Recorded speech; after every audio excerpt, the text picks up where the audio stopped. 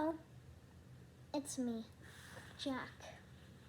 And today if you haven't seen chapter 1, chapter 2, and chapter 3 of Samantha the Swimming Fairy, you should, because today we're reading chapter 4. Yep, sorry, it's chapter 4. Chapter 4, A Tricky Feat. The lifeguard last time, remember that the goblin was flailing and about to sink? Now, let's see what happens.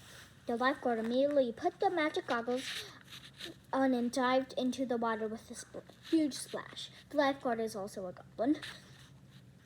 The three fairies watched as he swam across the pool, his long green arms scooping through the water in a perfect freestyle. In just a few strong strokes, he'd reached the struggling goblin and pulled him to safety. He popped the magic goggles on top of his head and reached the side of the pool. "Wow," Rachel said admiringly. "He's an amazing swimmer. Or I guess I should say your goggles are amazing, Samantha, for helping him swim so well." Samantha nodded. "They are very powerful goggles," she agreed with pride.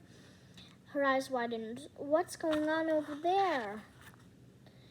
Kirsty and Rachel looked and saw the goblin who'd asked to borrow the magic goggles was now swimming up behind the lifeguard goblin. Suddenly, he reached out his arm and grabbed the magic goggles from the top of the lifeguard's head.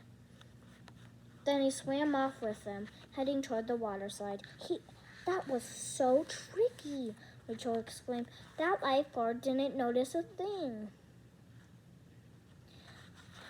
Kirsty added, watching as the lifeguard pulled the struggling goblin out of the water and onto the deck of the pool. See the lifeguard trying to rescue the goblin? The goblin trying to rescue the goblin. Oh, that's tricky goblin stealing that. The rescued goblin spluttered and coughed. "I thought I was going blind," he wailed. "Blind? Why?" that lifeguard asked. The rescued goblin coughed again. "I got water in my eyes and it stung," he explained. "Ah," the lifeguard said, waving a finger. If you want to keep the water out of your eyes, you need a pair of goggles like mine." The rescued goblin frowned. "But you're not wearing any goggles," he replied, sounding confused. The lifeguard clicked his tongue in an impatient way.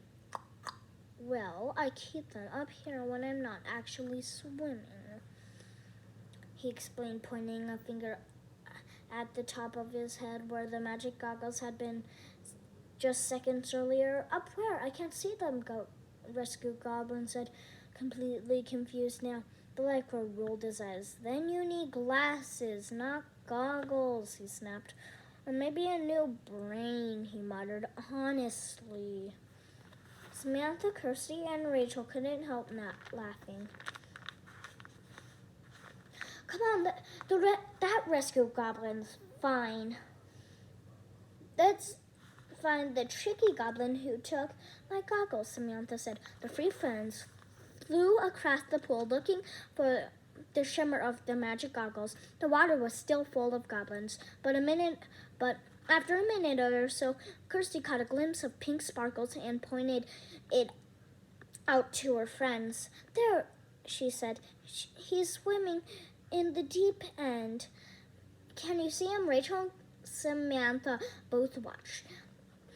The goblin with the goggles was slicing through the water with a very strong freestyle. The three friends flew after the goblin, but he was going very fast. Before they had a chance to catch up, he'd reached the other end of the pool. He was headed for the entrance to the water slide.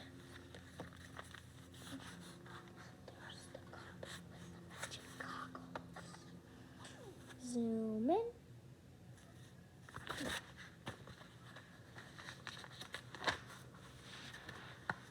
He got out, pushing the goggles onto his head.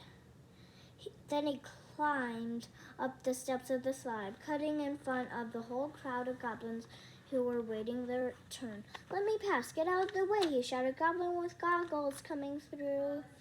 It wasn't long before a shoving match broke out between the goblins at the top of the slide. "Stop pushing," shouted one.